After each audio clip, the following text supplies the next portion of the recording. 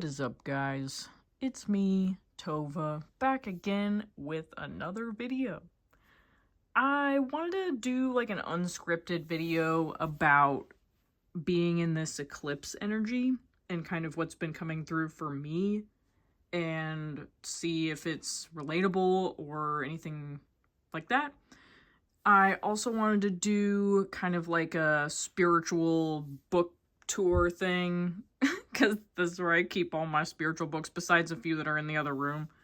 We can just kind of look through these and I'll talk a little bit about that because I was going to do a video where I show my face, but I've been like going through it, so I don't really want to be on camera like that. So first off, the deal with this eclipse energy is that like we are being forced to look at something maybe from the past, probably from the past, that is ready to actually be fully closed out and removed from your life. And what that thing from the past is doing when it's showing back up is that is going to be triggering, or probably has already triggered, something within you that was like a pattern that you were allowing to continue, that maybe you were just like, oh yeah, that's fine, like that's not a big deal, I can just,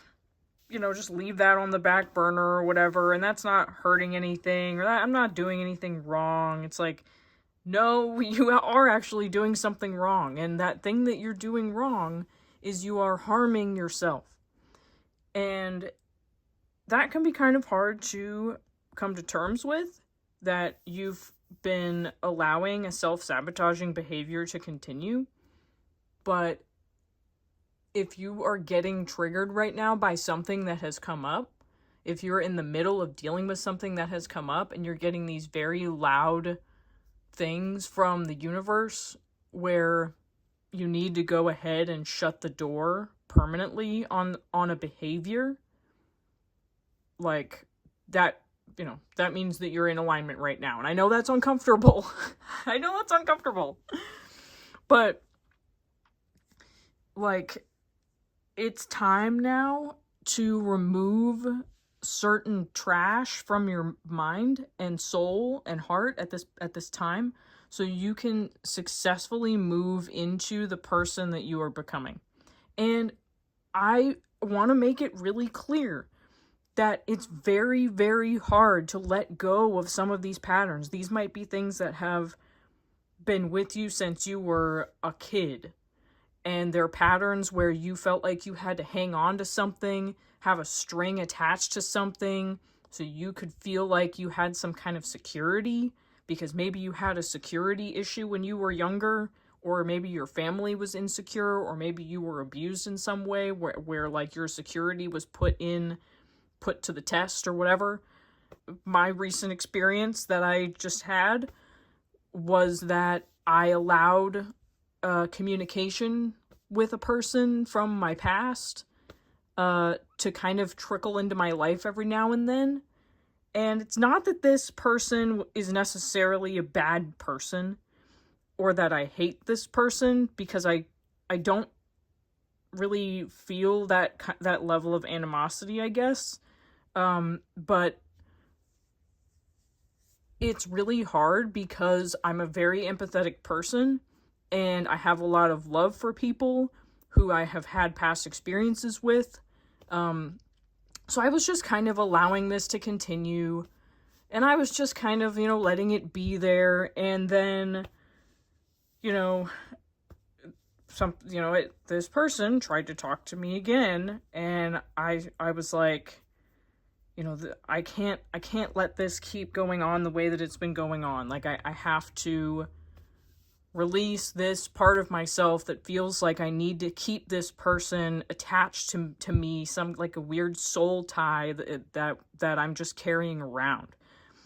And I wish that person well, I really do, but it's a situation where there was no way that I could be in like any kind of a normal adult, like, relationship or friendship with that person. That's just not possible due to the circumstances and the situation. And I don't think that that's anybody's fault. I really don't. But I think that it has came up at this time, and I think that I needed to deal with it right now because it's just the right time. And that experience is so significant to me because come on, like, everybody gets, like, sometimes you get a weird, message from somebody from your past, and you're like, oh, maybe you feel a little bit triggered or whatever, but this was a lot deeper than that. I'm gonna be honest. This was a lot deeper than that, because I don't know if you guys know, what limerence is, but I used to do this thing in my life as, like, a coping mechanism, where I would have a weird obsession with a person, like, in a romantic sense, and I would, like, kind of have that obsession be, like, my anchor to reality, even though it was actually an anchor to delusion, and it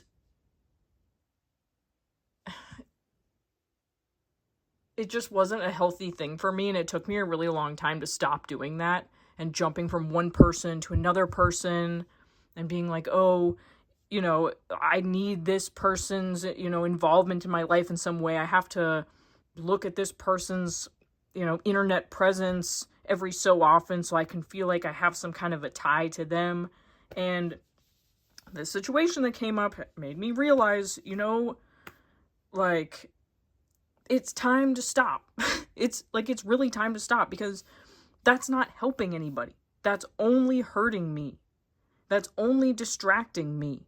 That's only making me remember times in my life that I would rather just leave in the past. And for me, it's really hard for me to leave stuff in the past, because I've been in situations in my life where me feeling nostalgic about a time period that was actually good was, like, something that carried me through a present time of bad stuff going on. And right now in my present life, there's nothing bad going on. Like, I'm not in an abusive situation. I'm not living with an alcoholic parent anymore. I'm not living with an abusive partner anymore. My living situation is really good. I currently am not dealing with an abusive job.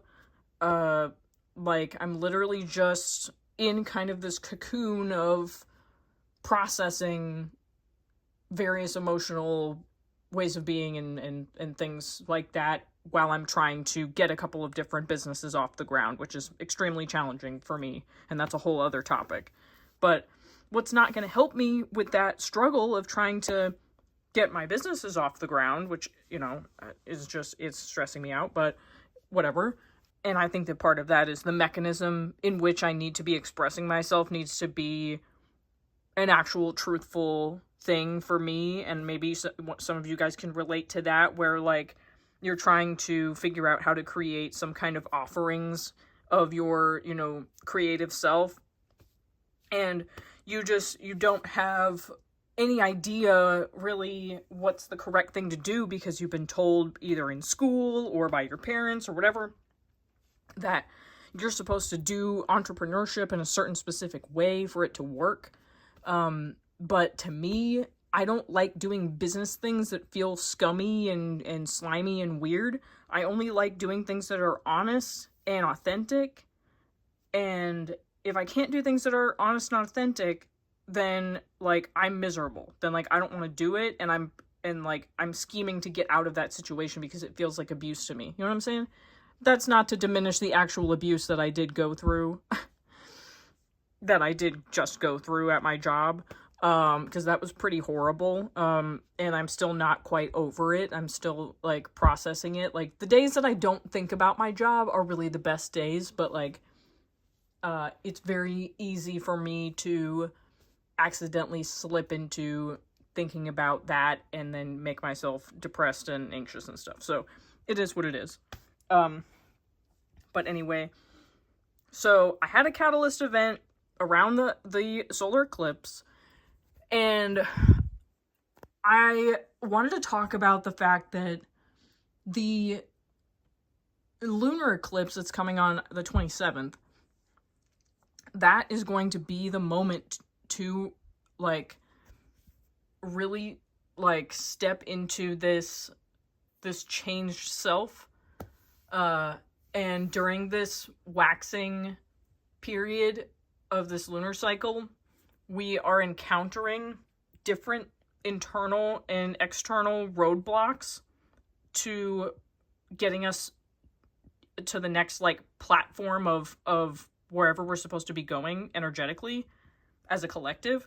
And each of us is experiencing this in a very deeply profound, personal way that is affecting you very personally. And it's important right now to think about, okay, like, why? I mean, I guess you don't even really have to think about why.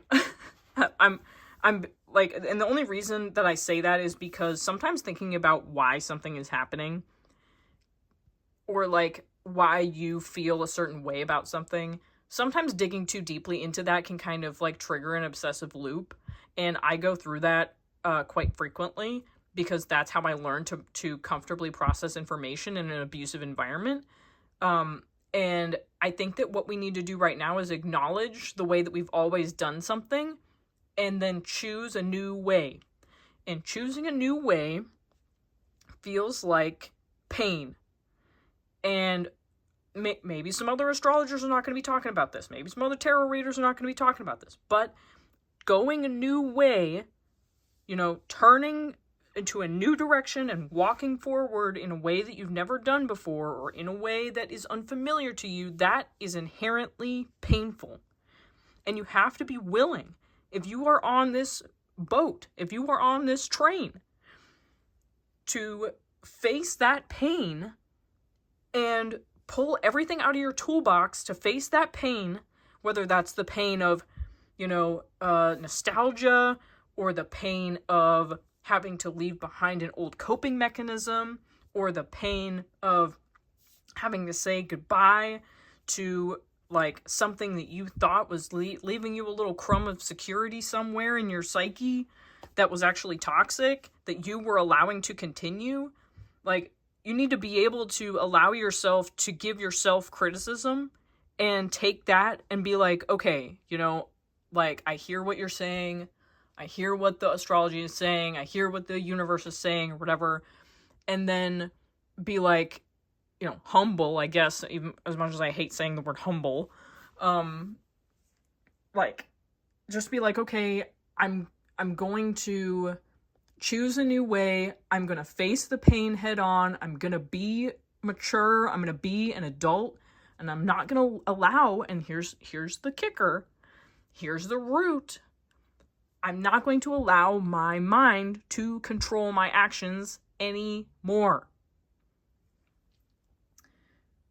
And that is not something that immediately happens. And I think that when people watch astrology content, a lot of times they're like, oh, okay, yeah, so this planetary transit or this lunar experience is going to just, you know, like, it's gonna snap its fingers and I'm just gonna be free of whatever crazy thing has been, like, plaguing me, or whatever pattern or whatever. It's like, no.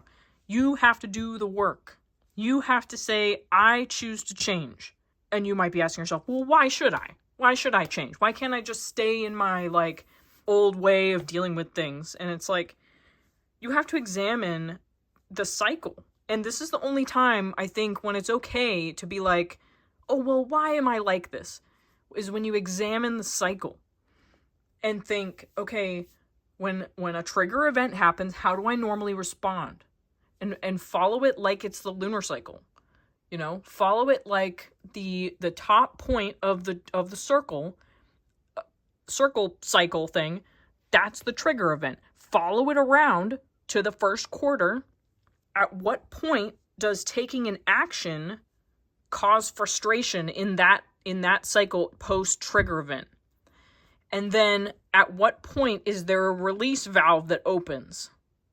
And then at what point is there a feeling of maybe regret or a feeling of consciousness stress is almost what I want to call it.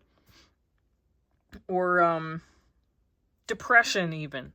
And then when the cycle comes back up, what's the next trigger? And how often does that repeat? You know what I'm saying? How often does that repeat? And are you happy with that cycle? Does that bring you joy in your life? Is that how you would like to spend your life? And if that's true, then by all means continue. Hey guys, Editing Tova here. I thought of something that I probably should have mentioned, which is that this time period is a much longer term and bigger thing. Like what the things that are beginning to be transformed right now, bigger than, our puny human minds can comprehend. And don't forget that we have like this whole timeline of the cataclysm is coming. Okay. So there's also that. I mean, maybe it's not, but it could be. You know what I'm saying? When we are talking about what needs to change at this time, you need to ask yourself a very important question. And that question is, am I okay with living the rest of my life being controlled by an unconscious pattern? And the answer, in my view, is no. The answer is no. So when it comes down to it, and I think that some people live and die without understanding this fact, if you want your life to get better, you have to change. You have to. And you're on a limited amount of time. Sorry, that was Discord. You're on a limited amount of time. So why are you still fighting with the voice in your head that's like, oh, I can't do that. I can't do that. It's like, you're just going to listen to that like for your whole life? You might want to reconsider your decision making there, especially if you believe that we are on a timeline that is kind of short. When you make it as simple as that choice, this is like the advanced secret bonus level of excuses be gone. The only thing that should be remaining in like your thinking ego mind at this time is, okay, I've made the decision that I'm never going to give up. I've made the decision that I'm never going to give up, and that I'm going to do everything that it takes to get to where I want to be. And if that's the decision that you've made, I would say you should probably honor that. And every time you don't honor that, you're actually, I want to say self-sabotaging, because yes, but you're doing something more permanent and more like harmful. I think that this is the battle that we all have to face. The great thing about being able to connect with other people is to be on that journey together. Most humans, especially in the way that we communicate with each other, it hasn't been a very easy thing to do. So we're kind of just at the beginning. But for me anyway, and probably for you, this has been a very personal and internal battle for a while. And maybe it's just those of us that are kind of antisocial and kind of like to stay home and be alone, because that's just who I am as a person. Which I probably shouldn't say that, but currently, because it's kind of like a negative pattern, I think that's kind of what I was getting at anyways, that it's a negative pattern. All I'm saying is, if you've made the decision to live your life to the absolute best that it can be, then these challenges, and if you're just kind of starting out with this stuff, like, you might not realize this yet, but the challenges don't stop. They keep arriving one after the other, sometimes multiple at the same time, challenges, challenges, challenges. Your best defense is a thinking mind that does not let the harmful patterns go from being a tantrum thrown by the ego to something that's manifesting in physical reality. You have to have something to stop that. You have to have something to put a kink in the hose, you know what I'm saying? And that's what this is all about. That's what it's always been about, you know? And the astrology colors that journey in whatever the planetary energies are and in what configuration they're in. That's pretty much what's going on. Cool, I just defined astrology. Just put a stamp on that. I just defined astrology. And I also feel the need to say that at some points in time on this journey, you're gonna feel crazy. You're gonna feel like you're just in some kind of like a weird bubble of your own self and trying to figure things out on your own, and you kind of have to go into like a crazy state of consciousness to be able to do that. But for me, I learned how to do that during COVID lockdown when, well, actually kind of before then, because I had a specific ritual that I would do like multiple nights a week. But I think that's all I have to interject. Back to the video. But I think what a lot of people do is they sit there and they think, I don't know how to deal with that, so I'm just gonna not think about it right now. I'm just gonna put that off until some other time. You're just gonna keep going around in circles with that cycle. So what I had to do in my situation that I just dealt with was I had to be like, I'm gonna set a hard boundary and I'm gonna end this. And what was really funny was the reaction that I had after I set that boundary. And it was actually immediate regret and a return to an obsessive behavior, which I wasn't expecting when I set the boundary. But it's like that was the trigger event. And then my reaction was based on an unhealed nervous system that was trying to cope in the ways that I used to cope. So it's a situation where we're coming around through this lunar cycle, and we're going to hit this Pisces full moon eclipse. And this is a massive opportunity to get rid of stuff. Like, get rid of conscious, unconscious, like, trash. Like, in your soul. Like, it is going to be a great time to take, like, a ritual bath or do some kind of a cleansing sort of ritual. Pisces full moons are always really good for that, but like this is really going to be very, very powerful. Also, like, make sure that you are still focusing on your grounding techniques right now. Don't get pulled into situations because other people's belief systems are trying to sort of pull you in to something. That's going to be tough for people who are, you know, a bit more social and out there in the world and like rely on their friends a lot for comfort. You know, somebody might be trying to pull you into something. That might be a message for someone. I think it's really important that during this waxing part of this cycle that everybody stays really aware of like the ways that you are reacting and responding to things, because that's what the moon is all about, is reacting and responding. So as it's moving through these signs, and you know, I can't really be telling you off the top of my head. I don't have a chart in front of me at this moment. And, like, my brain is all, like, scattered around, and I'm just, like, pointing my phone at these books and whatever, and I'm just, like, kind of all over the place. So, like, I don't have notes in front of me, you know what I'm saying? But the signs that the moon is going to be moving through: Virgo, Libra, Scorpio, Sagittarius, Capricorn, Aquarius. Okay, those are all signs that are about other people. Those are all signs about the outer world.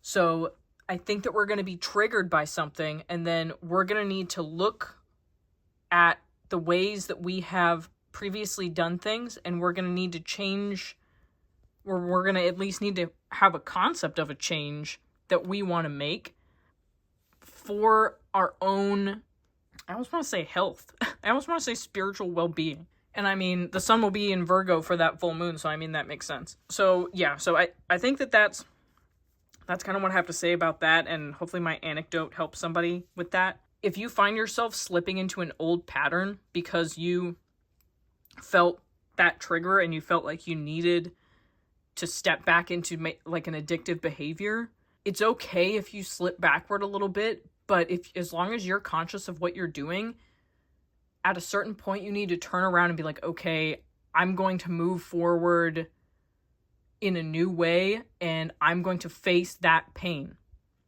Sometimes that pain is saying goodbye to someone forever.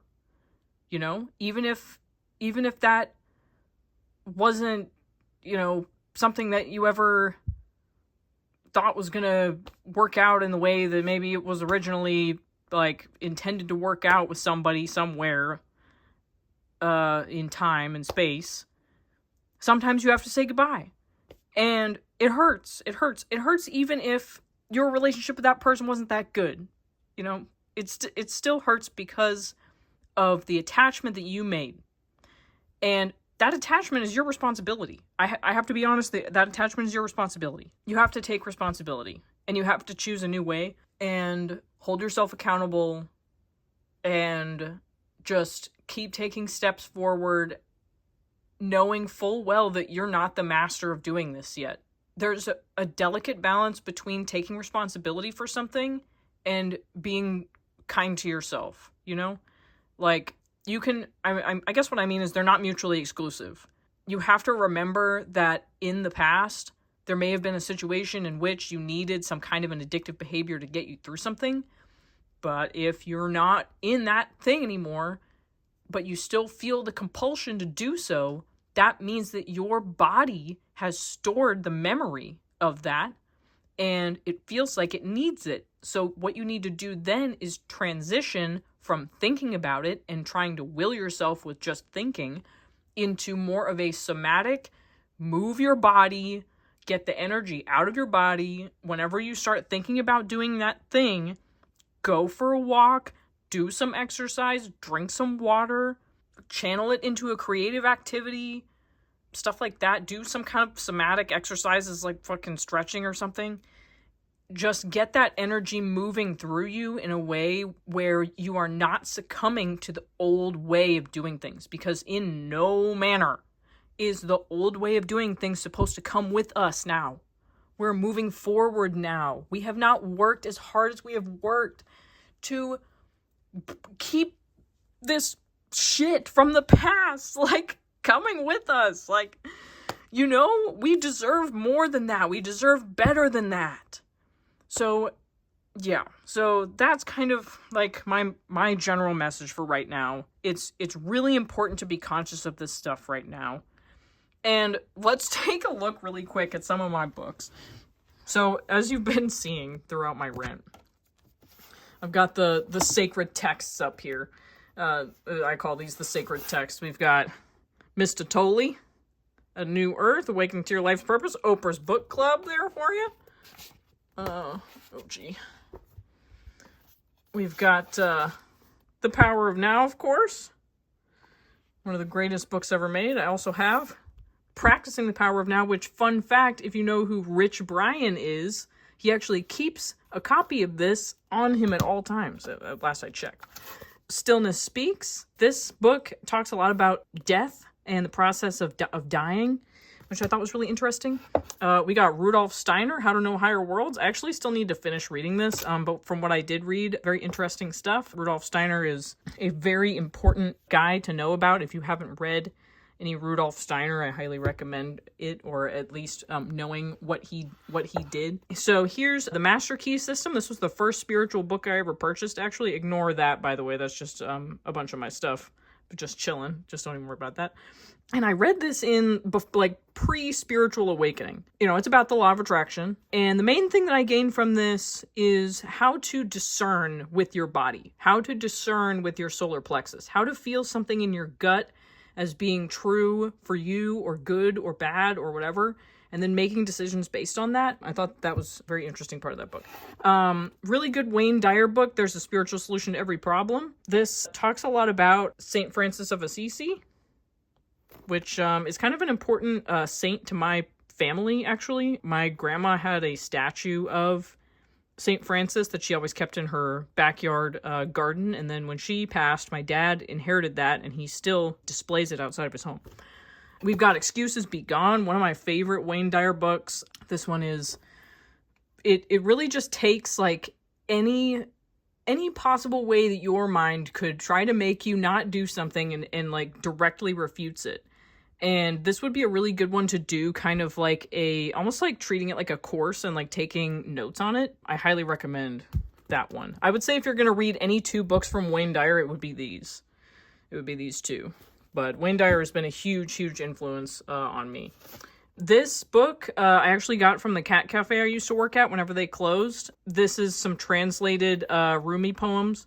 And I used to, whenever it was slow at work, I would read this book all the time, and it was like the main book that I read, and I was really glad that I got to keep it. And what I used to do with this, when I had this book on my altar, when my altar used to be this dresser right here, I would do bibliomancy on this, randomly flip to a poem, and then that would kind of give me a message for whatever that day was going to bring, or whatever that new moon or that full moon was about.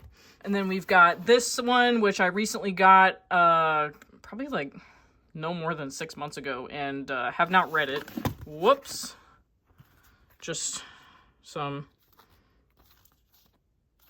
tiny little Disney book there for you. We got some Ghibli things. You know I gotta have that Princess Mononoke. You know I gotta have that Nausicaa of the Valley of the Wind. You know what I'm saying? This is an old thing that I stole from my cousin, Ruby Sapphire guide. Alright, what else we got? The Angel Numbers book. This is a book that I saw Charmed Intuition Tarot using. I had to fix my situation because I can't sit cross-legged for too long. My legs go to sleep. And I almost knocked over my sword. I have the power of God and anime on my side. Okay, so this is literally just a bunch of numbers. And if you see like a number out in the world and you're curious as to what that means, you can turn to it. Like 222, which I see all the time. Yeah. You're in the right place at the right time. Take a look around and enjoy the moment. So I picked this up at like Five Below or something. And I haven't actually used it that much, to be honest. We got How to Win Friends and Influence People, which I actually got from my old job, which is very funny because nothing that my boss ever did ever reflected any sort of the advice that was given in that book, and yet he made everybody read it because I genuinely don't know why. Here's a little Totem Animals book that I think is okay. I think I have another Totem Animals book that I might like more than that, but yeah, this other one over here, but this one's okay.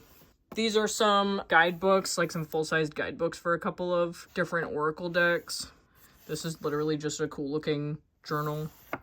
You know we gotta have that Marie Kondo, as I panned over earlier and there was like a pile of clothes on the floor. This is a book that I have not actually read yet, but I'm really interested in reading that. I forgot that that this one was in here, but this one I actually stole from my mom, and this is the classic Why Does He Do That Inside the Minds of Angry and Controlling Men by Lundy Bancroft. Here's that other Totem Animals book that I thought was pretty good. This is Totems by who? Brad Steger. These are a couple of children's books that were made in Minnesota. This is a cool Anishinaabe artwork book. I'm really interested in the spirituality of the Anishinaabe people. I feel really called to learn about that stuff because I have Anishinaabe friends and I also have a connection to their land. These are a couple books that my dad wanted me to get. First Things First and The Goal. I actually haven't read them. Whoops. Let's get back to the spiritual stuff. Here's some Dane Rudyard books that I got. I haven't actually read these either, but I would like to. Talking about the houses. This one I did read a little bit of, I think, but not enough. I took this one with me like on a trip, like driving, and I realized that I didn't actually want to read while driving. I like Dane Rudyard If you've ever watched... Oh, there's a leaf in here. Cool. What is this page talking about, I wonder? The Zenith. Mm-hmm. Well, that makes sense, because I took this to my hometown with me, and they call it the Zenith City. So, there you go. We got this other Mr. Tolley book. Oneness with All Life. Inspirational selections. Okay, so this is like Practicing the Power of Now, but only for a new Earth. One of Wayne Dyer's first books, called Your Erroneous Zones, which I actually thought was really good. Back in the early days of my Instagram, I did post some quotes of this on there. We got another Wayne Dyer book, The Power of Intention, which it looks like I read a little bit of it, but I don't remember much, I'm going to be honest. His message is kind of the same in a lot of his books, but some books hit harder than others. I've got Chiron by Barbara Hand Clow, which I thought was good, but there were some things about her interpretation that I didn't actually align with. I don't remember exactly what, but I do remember reading it and at some parts just being like, I don't know. Here's The Untethered Soul. This is a really good, starter spiritual book. I think this was the third one that I read after The Power of Now, and A Spiritual Solution to Every Problem. If you are relatively new to, like, personal transformation type content, this is a really good one to pick up. It's a very easy, quick read. Very sort of like low maintenance reading is kind of what I would say.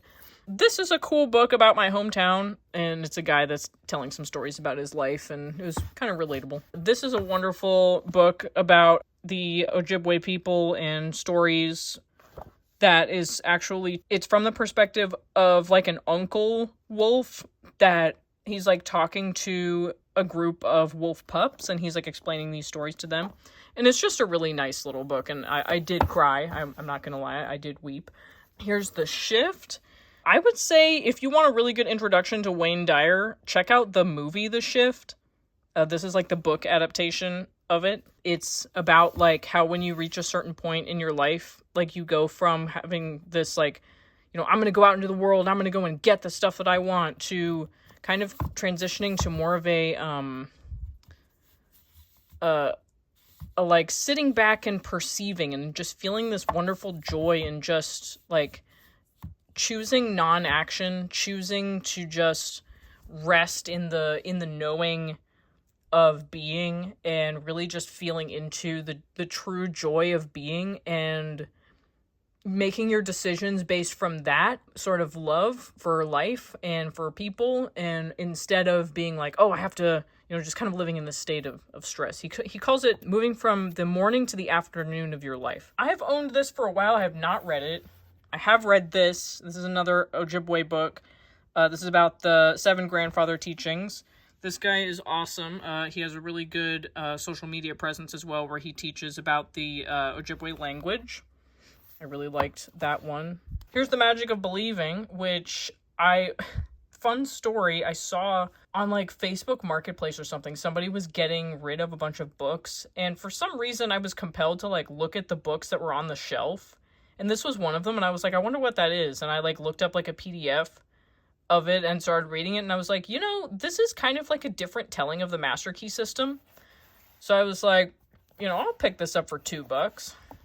There's some Deepak. I forget if he's canceled yet or something. I think I did actually read that book. I don't remember a whole lot from it. Here's another Rumi book that I don't know if I actually read, but I bought it anyway. Here's a couple of books about the runes. My thing about the runes is that they're kind of subjective. It's kind of hard to find like objective meanings in the runes. This is like the classic rune book that everybody gets. What do you think, TB? What do you think? You like the rune book? She likes the rune book. That's my cat, Tina. Alright, what else we got? We got some... There's a logo in there that you can't see. Here's a couple of Don Miguel Ruiz books there for you. I don't know how much I've read of those or how much I even remember. I don't think they really struck me that much. Here's Wherever You Go, There You Are, which I think I did read this, or at least read part of it back in the day, but I cannot recall exactly what that is talking about, or the main message of that.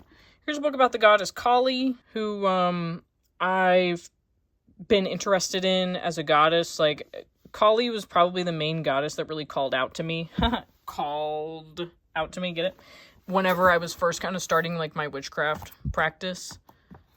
She's, like, all about, like, you know, sort of a righteous destruction, but she's also, like, a really powerful, like, mother figure, which, let's be real, I didn't have.